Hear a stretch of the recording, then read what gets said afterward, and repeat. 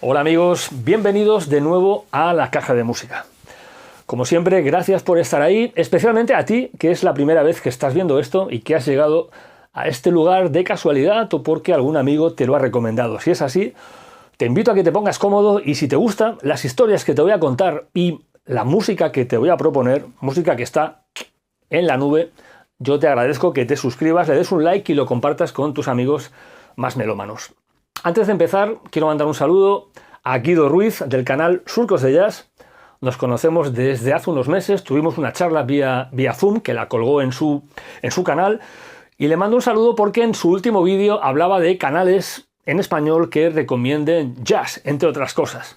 Y me hizo mucha ilusión que te acordaras de mí, de La Caja de Música, de este proyecto que lleva apenas 3 meses, aunque para mí hablar de música es algo que ya viene de lejos, pero nunca me lo había planteado con esa obligación, con ese compromiso con vosotros que estáis ahí semana tras semana para iros descubriendo la música que forma parte de mi vida desde hace más de 40 años.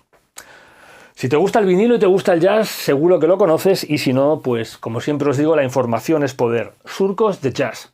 Saludos, Guido. Y cuando quieras nos vemos de nuevo en un encuentro. Será por música, como te puedes imaginar. El título que le voy a poner, porque esto lo estoy grabando un día antes y todavía no está hecho, digamos, la descripción del vídeo, a esta nueva entrega le voy a poner algo así como Bienvenidos al planeta Crimson. Me imagino que la mayoría, yo creo que más del 95% de los que estéis viendo esto el sábado por la mañana o cuando tengáis tiempo de visualizar este vídeo, os imaginaréis de lo que os voy a hablar. Crimson es la figura del Rey Carmesí, el grupo más importante de mi vida, dejando de lado el jazz y la clásica y otras cosas como el flamenco. Pero King Crimson, en el 2019 era la tercera vez que los veía y tanto para Lola como para mí fue el mejor concierto de nuestra vida. Teatro Coliseum, fila 7, pasillo central, conseguí la entrada en el primer minuto porque a los pocos minutos se agotó por completo. Es un teatro muy bonito de unas 800 personas, creo, y tuve la suerte de estar ahí con el móvil justo a las 10 de la mañana de un día que ya no recuerdo cuál era, de un verano del 2019, y pude enganchar mi entrada, pude pillar nuestras 2 entradas.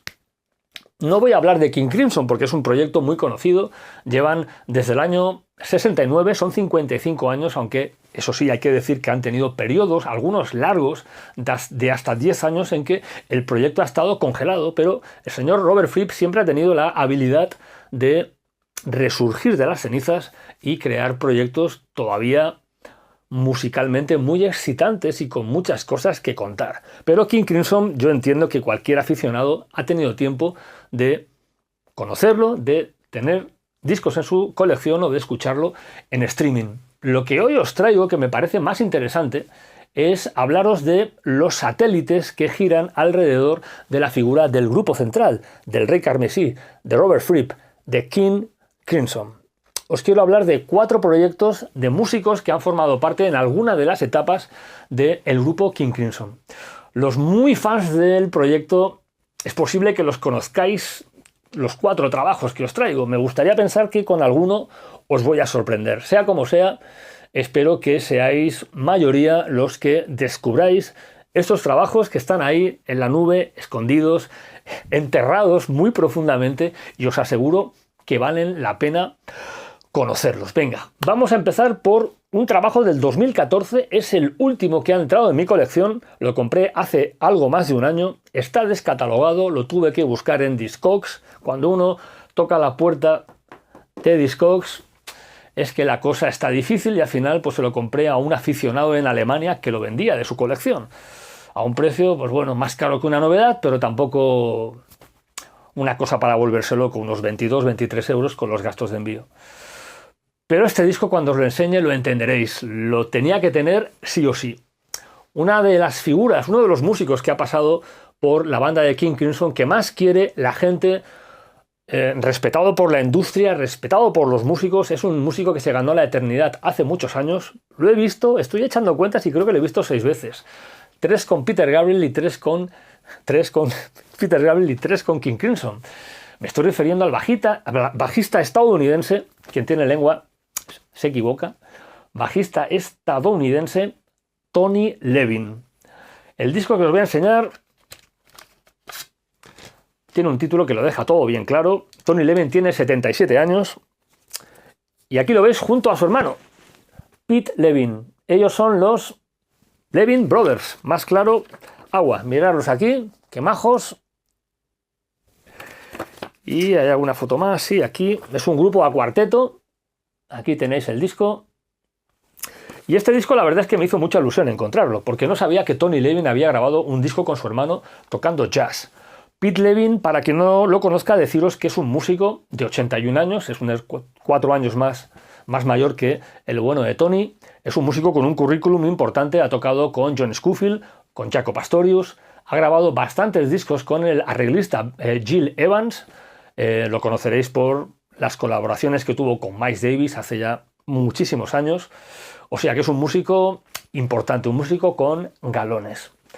Pues estos dos hermanos se reunieron un día y dijeron, venga, vamos a grabar un disco de jazz. Y nació The Levin Brothers. Deciros que en YouTube hay imágenes, si ponéis Levin Brothers Live, veréis un concierto que, por ejemplo, tienen en un bar, un concierto entero, y si cogéis y ponéis Levin Brothers Elephant Talk, una canción histórica de King Crimson de la reencarnación de los años 80, del disco Discipline del año 81, ahí veréis al bueno de Tony Levin tocando el contrabajo eléctrico, o sea, un mástil de contrabajo electrificado, sentado en un taburete y cantando con mucho cool, con mucho sentido crooner, un Elephant Talk sencillamente maravilloso. El batería con escobillas, es un disco a cuarteto con guitarra eléctrica, ahora os digo los nombres, teclados, batería y Tony Levin cantando y tocando el contrabajo eléctrico. Ese tema, el histórico Elephant Talk, que no veáis lo bien que suena en ese nuevo arreglo, no está en el disco. Este es una pena. Pero bueno, cuando pienso en ese tema o voy a poner este disco, normalmente pongo un rato antes YouTube y veo por lo menos ese Elephant Talk. Los músicos que intervienen aquí están de niños. No sé quién es quién, no lo tengo muy claro. Los músicos que intervienen por aquí son Pete Levin al piano y órgano, Tony Levin al cello y al contrabajo o al bajo eléctrico, Jeff Siegel a la batería y David Espinoza a la guitarra. Hay alguna colaboración de un saxofonista que se llama Eric Lawrence. ¿Qué temas tenemos aquí? Temas propios. Hay una versión de un tema de King Crimson de esa época, del disco Discipline, Mate Kudasai, un tema que los crimsonianos lo recordaréis con mucho placer. Es un medio tiempo absolutamente delicioso y nada, son temas propios. No es un disco que vaya a cambiar la historia del jazz. Si eres crimsoniano, es un disco que vale la pena escucharlo. Si alguien me dijera, oye, recomiéndame 10 discos de jazz para entender un poco la evolución del estilo y para saber dónde me meto, evidentemente este disco nunca estaría en esa selección de 10 discos, salvo que en la conversación previa el tema de King Crimson saliera a la luz y entonces sí que le diría, te voy a recomendar esos 10 que me has pedido y te pongo como plus al bueno de Tony Levin con su hermano tocando jazz. Eso sí que lo haría. La grabación en lo técnico es un 8, en lo musical es otro 8, es un disco que, como os digo, no va a cambiar la historia del jazz, pero es un disco que, si eres habitante del planeta Crimson, te aseguro que vale la pena. No os he dicho el sello, es el año sí, 2014, el sello se llama Lazy Bones y nada más. Esta es la primera entrega. Yo lo descubrí hace un año y pico y cuando lo vi dije, tiene que ser mío. Otra cosa es que tuvieran 10 discos, ¿no? Que con la edad que tienen podían tener muchos proyectos de este tipo, pero como solo tenían uno, no voy a hacer así, solo tenían uno, evidentemente fui a por él. Y es un disco que le tengo un cariño especial. Vamos con el segundo disco. La figura de Tony Levin también sale aquí. Este es un disco muy peculiar, pero peculiar donde los haya. Es del año 97. Ya ha llovido. Y es un disco que tiene algunas características que lo hacen único. Es un disco a trío que entraría dentro del universo de la world music y que está grabado en el interior de una cueva con un lago, en Nueva York. Esos ingredientes de entrada son curiosos, no me digáis que no. El disco es este, From the Caves of the Iron Mountain. Un disco muy, muy peculiar. muy bonito, muy chulo, muy interesante. La presentación es bonita. Aquí se ven fotos de la cueva.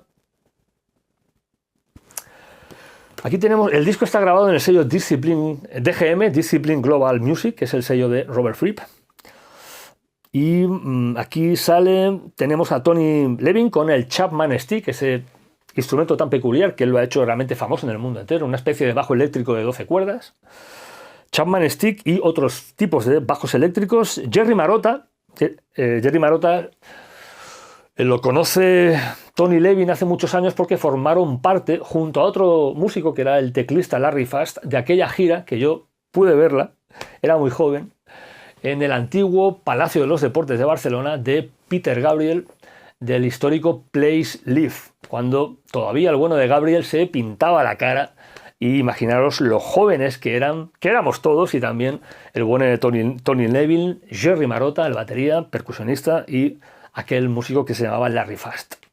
Marotta está a la percusión, y después tenemos un músico que se llama Steve Gorn, que lo que toca es flautas indias de los Estados Unidos, no de la India. La cuestión es que con estos ingredientes y unos músicos tan inteligentes y tan sabios, se consigue un disco muy sorprendente, muy relajante. No es un disco ñoño ni mucho menos, pero es un disco que te propone un viaje. Que esté grabado en un sitio así, evidentemente marca mucho un poco la inspiración y la manera de expresarse de estos tres músicos tan importantes. Un disco curioso, un disco que espero que no sea... No, la verdad es que los dos primeros son poco conocidos, o sea que esto espero que con estos dos trabajos os sorprenda. Hay una cosa que sí que os quiero leer, que esto sí, seguro que os gustará. Yo no soy de auriculares, pero entiendo que hay muchos aficionados que sí, que les gusta mucho el tema de los auriculares. Tienen varios modelos con características a nivel de impedancia distintos, sonidos distintos, y que después los amplifican con un amplificador de auriculares específico. Aquí hay una nota que es la más de interesante. El disco suena muy bien, le doy un 8,5, lo musical un 8,5, por la curiosidad y el planteamiento tan particular que tiene este tipo de trabajos. Pero aquí pone, esto es una grabación binaural y está especialmente recomendado para escuchar todos los efectos que contiene en auriculares. Con lo cual, si tienes auriculares, no te olvides de darle una oportunidad a este disco, porque seguro, yo no lo he escuchado porque no tengo, pero seguro que es la más de interesante. Auriculares, comodidad, oscuridad, te apalancas en un sofá y a viajar a una cueva con un lago. También hay patitos, ¿eh? ¿Habéis visto? Un disco muy curioso que tiene ya 27 años. Curioso. Bueno, vamos al tercer disco. ¿Se puede reconocer a un músico en un segundo? ¿En un golpe? ¿En una nota? ¿Se puede? Sí, en el caso que os traigo, yo creo que es uno de los músicos también más admirados, ya no por los Crimsonianos, sino por el mundo del jazz en general y por los músicos en general. No hace falta que te guste el jazz para darle el valor que tiene, la personalidad, el sonido que ha sido capaz de crear el señor Bill Bruford, el batería que empezó en el grupo Yes, en The Yes Album, hablo de recuerdos. Después le llamó Robert Fripp y dijo, aquí os quedáis. Grabó varios discos en los 70, entre ellos el histórico Red, y después, tras congelarse el proyecto, en el año 81, cuando vuelve King Crimson, el bueno de Robert Fripp le vuelve a llamar. Robert Fripp, Bill Bruford, Adrian Belew y Tony Levin. Un cuarteto para mí mágico porque, quieras o no, haberlo vivido en directo. Yo tenía 16 años cuando apareció Discipline. Fue para mí muy, muy excitante. Yo ya conocía el disco de debut, el histórico In the Court of Crimson King, pero que es una maravilla, es otro nivel, es otra historia. Pero esa trilogía de los 80, haberla vivido en tiempo real, te marca para siempre. Bill Bruford en el año 87, aunque este disco es un poco posterior, del año 94, creó una banda de jazz británica, de jazz fusion, que tuvo dos etapas. Estuvo 22 años en activo, del 87 al 2009. Tuvo una primera etapa más electrónica, donde Bill Bruford combina la batería acústica con la Simons, la batería electrónica Simons, que utilizó también en King Crimson. Os recomiendo que entréis en YouTube a ver grabaciones de esos años 80 y veáis cómo el bueno de Bruford tocaba esa batería con esos paneles hexagonales, creo que eran, hexagonales o octogonales, no me acuerdo, pero bueno, la famosa batería Simons. Y tiene una segunda etapa donde el proyecto que ahora os voy a presentar, lo saco de la carátula, tiene una etapa más acústica. Jazz de altos vuelos, jazz con un cuarteto, de los cuales 3 músicos fueron los más habituales en la banda. Este es el disco, Bill Bruford's Earthworks. Este es un disco en directo, tienen una discografía extensa y más o menos la mitad de los trabajos son en estudio y la mitad son en directo. Es algo realmente que me llama mucho la atención. Se llama Stamping Ground, del año 94, y como os digo, el grupo lo forma Bill Bruford, batería acústica y eléctrica, Django Bates si no me equivoco, a veces me equivoco, sí, a los teclados y al bombardino, que es una especie de trompa alta. Después tenemos a Ian Bellamy, que es un muy buen saxofonista, y en este caso un contrabajista que se llama Tim Harris. Los contrabajistas en la formación Earthworks han ido cambiando. En este momento está este músico, pero normalmente, si no voy equivocado, no lo he comprobado, pero hablo de memoria, creo que durante todas las etapas el trío Bruford, Bates y Bellamy formó parte de esta aventura musical muy interesante de conocer. Mira que han pasado años y siguen sonando frescos, con intensidad, sabiendo lo que quieren y contando historias que a mí se me hacen muy interesantes. Me es placentero escuchar estos discos.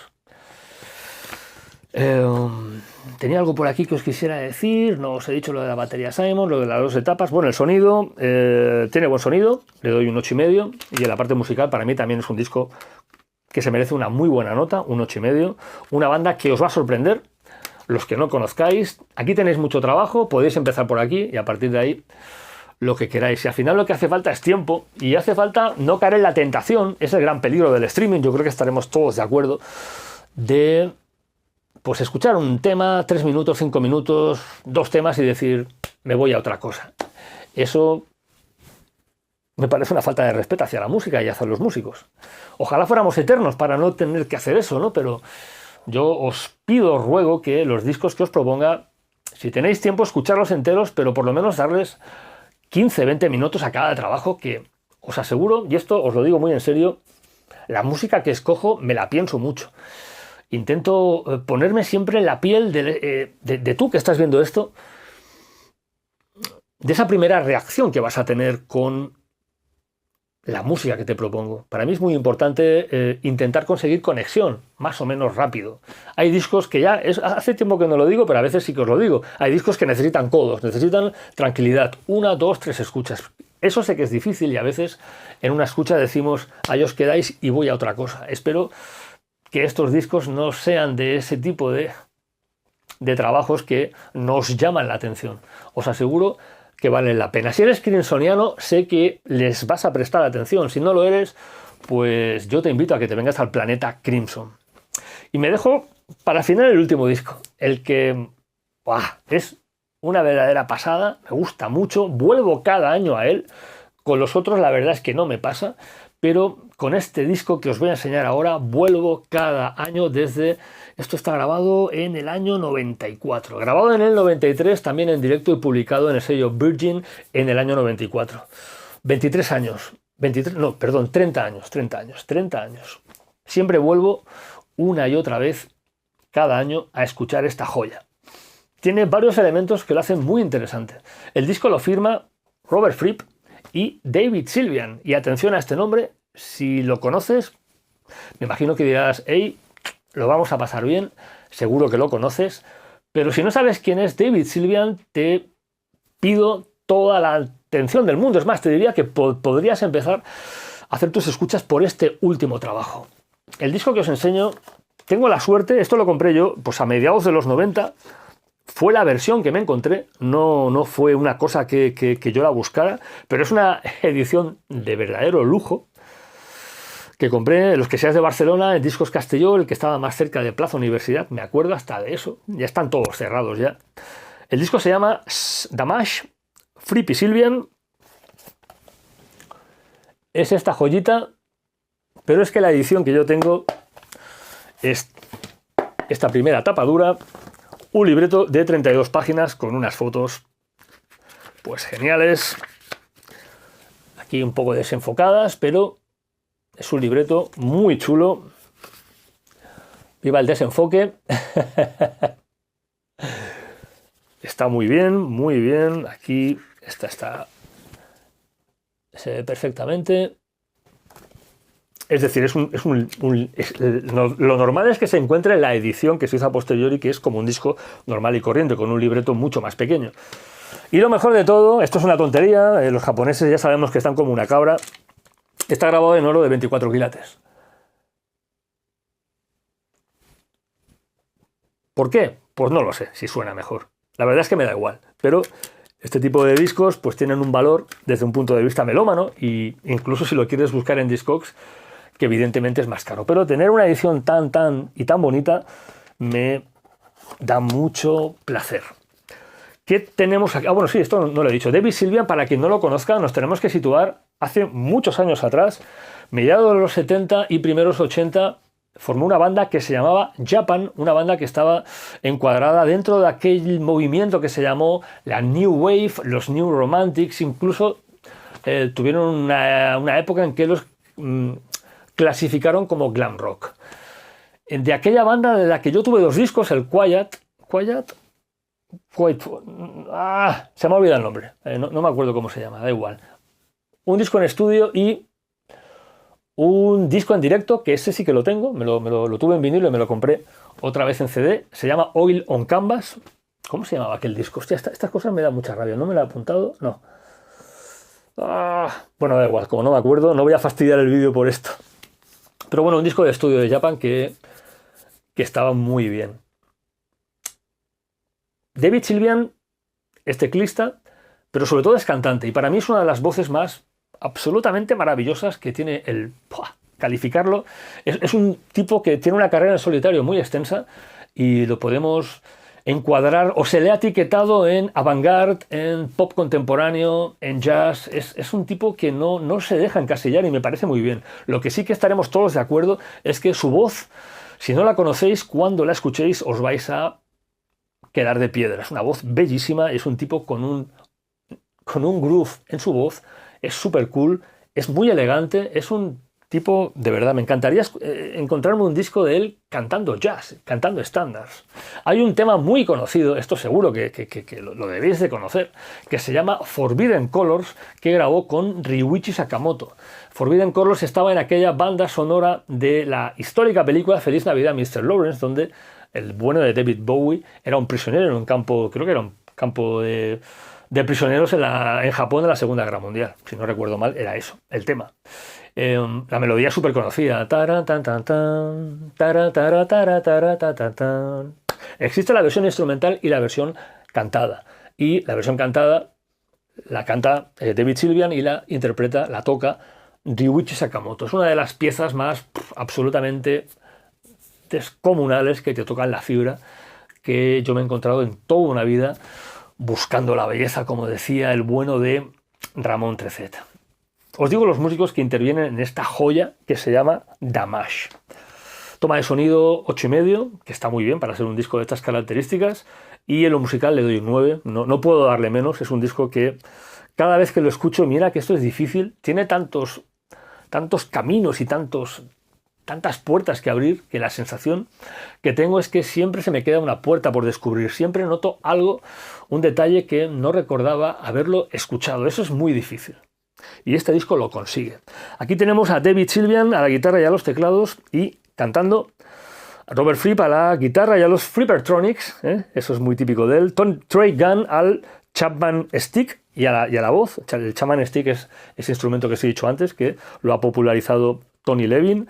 Michael Brook, que es un guitarrista americano que toca una cosa que se llama Infinite Guitar. Me imagino que será algún proyecto que le habrá hecho un luthier a su gusto y propuesta, ¿no? O sea, esto de una guitarra que debe ser única en el mundo, la Infinite Guitar, y Pat Mastelotto a la batería.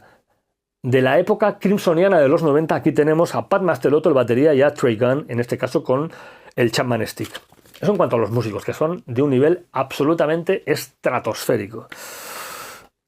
Hay 2 cosas que os quiero decir. Existen imágenes en YouTube. Si ponéis Fripp Sylvian Live o Damage, os llevará a un concierto con calidad flojita, es como si estuviéramos viendo una vieja cinta de VHS grabada de la tele, pero por aquello de que una imagen vale más que 1000 palabras, yo os aconsejo que si tenéis un rato busquéis ese vídeo y le echéis un vistazo. Evidentemente, si tenéis una tele enorme o tenéis un proyector 4K o ese tipo de cosas, no va a lucir nada. Os lo pongo como documento, ¿no? Por aquello de ver al grupo en acción. Y otra cosa que os quería decir, y en este caso es realmente sorprendente, este proyecto solo tuvo 2 discos. Damage, del año 94, y un año antes grabaron The First Day, la versión en estudio de este proyecto. ¡Ostras!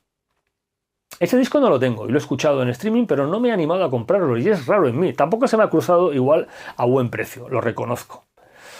Porque debe ser un disco que debe estar descatalogado, o sea, es el típico caso. The First Day, donde salen prácticamente todos los temas que salen en el disco en directo, no deja de ser un borrador, un esbozo, lo que pueden llegar a ser las canciones. Si no hubiera salido el disco en directo, pues me parecería un buen disco. Pero madre mía, madre mía, madre mía. Escuchar y comparar, y os invito a que busquéis The First Day y escuchéis cualquier canción y después os vayáis al directo. En directo, las canciones crecen una absoluta barbaridad, es una locura. ¿Cómo puede sonar tan bien, tan mejorado? Como os digo, el otro es un croquis, es un esbozo, es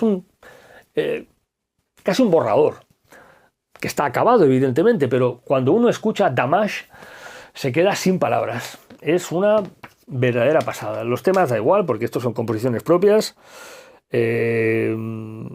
Os voy a recomendar una cosa. Este tema, que es el título del disco que os he dicho de estudio, no está grabado en estudio, no sé por qué. No está grabado en ese disco de estudio. Se llama The First Day. Es el último tema.